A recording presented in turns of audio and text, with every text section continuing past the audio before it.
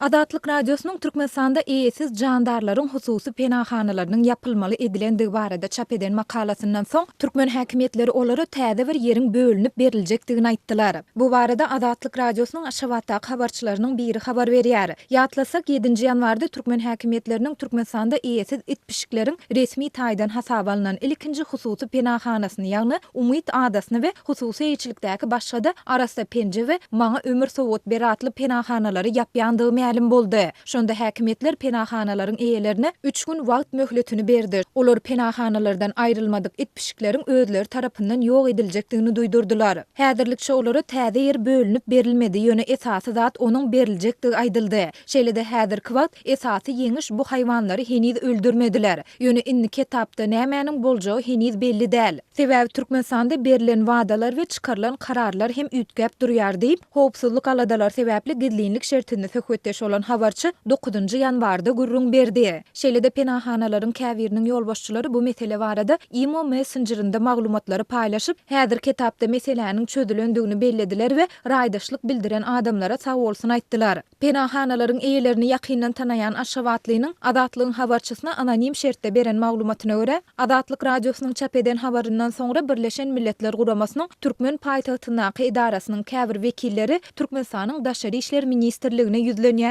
BMG-niň taky haýsy guramasynyň ýa-da bölüminiň ýüzlenendigi we olaryň ministrlige anyk näme aýdandygy barada maglumat ýok. Ýöne olaryň bu ýüzlenmesinden soňra ýurduň Daşary işler ministrligi şäher häkimligine ýüzlenipdir. Şondan soňra penahanalara täze ýeriň bölünip beriljekdigi aýdylypdyr diýip habarçy Aşgabatly ýaşaýjynyň sözlerini titirledi. 10-njy ýanwarda Adatlyk Radiosy Birleşen Milletler Guramasynyň Arçavil şaýolunyň urunda ýerleşýän edarasy bilen habarlaşyp bu maglumatlar barada kommentari almagy synançdy. Edaranyň telefona jogap beren türkmen dilinde gepleýän resmisi özüni tanyşdyrmakdan saklanyp, ol bu mesele boýunça BMG-niň Aşgabatdaky haýsydyr bir edarasynyň tagalla edendigi ýa-da etmendigi baradaky soragy anyk jogap bermedi.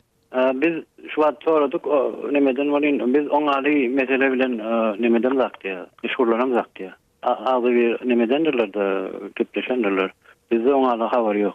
Diýip BMG-niň Aşgabatdaky edarasynyň telefona jogap beren resmisi aýtdy. Adatlyk Radiosynyň bu maglumatlary Türkmenistanyň Daşary işler ministrligine we Aşgabat şäher häkimligine tasdiklatmak ýa-da inkar etdirmek synançyklary häzirlikçe netije bermedi. Adatlyk Radiosynyň habarçylary we Aşgabatlyk haýwanlary goraýjylar Türkmen paýtagtynda geçirilýän arasalaýyş işleriniň çäginde eýesiz itleri we pişikleri köpçüliklerini tutmak hemde gynap öldürmek çäreleriniň indi ençeme ýyl bäri ýygyderli dowam edýändigini aýdýarlar.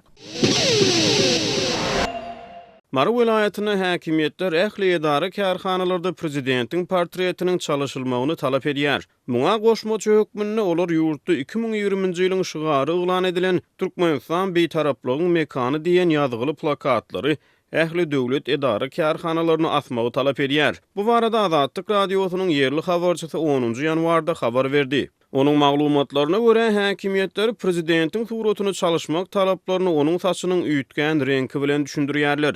Gün aşa döwlet telewizionyasynda görkezilýän prezident Berdimuhammedowyň ozalky şahar gara saçy 2018-nji ýylyň awgustunda ýatlasak duýdansyz ýagdaýda çağlaryp başlady. 2 ýyl mundan ozalky çala renki bilen deňeşdirilende döwlet media we medeniýet serişdelerine suratlardan ma'lum bolşuna görä prezidentiň saçy häzirki wagtda epesli çağlardy. Bu ýagdaý Mara welaýatyna hereket edýän edara kärhanalary öz täsirini ýetirdi. Habarçynyň maglumatlaryna görä welaýatyň çägindäki ähli edaralardan Berdimuhammedowyň portretini çalışmak işlerini tiz ýerine ýetirmek talap edilýär. Eger-de portret çalışylmasa uly mukdarda jerime ýa-da işden boşadylmak howpy bar diýip habarçy aýdýar. Habarçy prezident portretleriniň bahalary barada maglumat berdi. Portretiň narhy 10 manatdan 100 manat aralygyny, onuň daşynyň ramkasy 50 manatdan 200 manataçenle çykýar diýip habarçy aýtdy. Welaýatyň edara kärhanalaryndan edilýän täze talaplar diňe bir prezidentiň portretini çalışmak bilen çäklenmeýär. Ondan daşary Türkmenistan beýtaraplygyň mekany lozungly plakatlar her edarada, her kabinetde bolmaly. Onuň narhy 20 manatdan 100 manataçenle çykýar diýip habarçy aýtdy. Bu plakatlary we portretleri işgärleriň özleri satyn almaly bolýarlar diýip marly habarçy sözüne goşdy.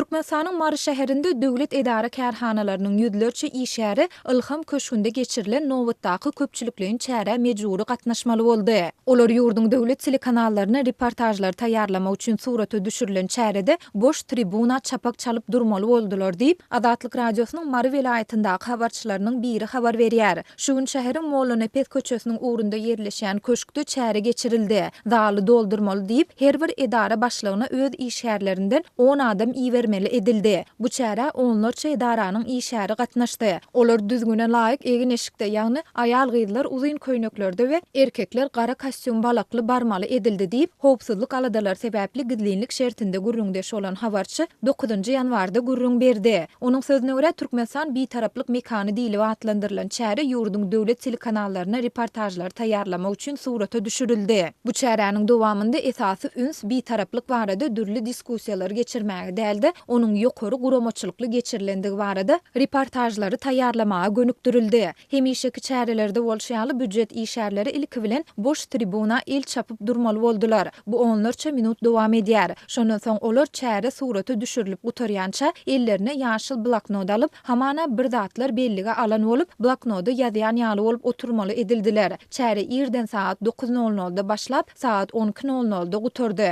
Onda käbir adamlar özleriniň taýýarlan doklatlary bilen çykyş etdiler diýip habarçy şoňa meňdeş mazmunnaky çäräniň welaýat häkimliginde hem geçirilendigini sözüniň üstüne goşdy. Türkmenistanda bayramçylyklaryň, çäreleriň, ýarışlaryň ýa-da beýleki dawaralaryň uly şowhuny bilen geçirilendigi barada döwlet telekanallaryna reportajlar taýýarlamak tejribesi ýurdun öňkü prezidenti Saparmurat Niýazowyň döwründe başlapdy we prezident Gurbanguly Berdimuhammedowyň hökümeti tarapyndan hem dowam etdirilýär. Bu çärelere büdjet işärleri, studentler, mekdep okuwçylary, ýaşullar we çağalar baglarynyň körpeleri köpçülikliň mejburi gatnaşdyrylýar. Olary geçirmek üçin ýurt raýatlarynyň köplenç iş, okuw ýa-da dinjal wagty sarp edilýär. Bu çärelere gatnaşmakdan ýüzüren raýatlara işden ýa-da okuwdan çykarylmak howpy awanýar. Türkmenistanyň häkimetleri we resmi media serişdeleri bu çärelere ýurt raýatlarynyň uly şatlyk, şowhun we ruhy welentlik bilen gatnaşýandygyny aýtsalar-da, olaryň ýüzbeýde bolýan ýagdaýlary barada mesele gozgamaýarlar.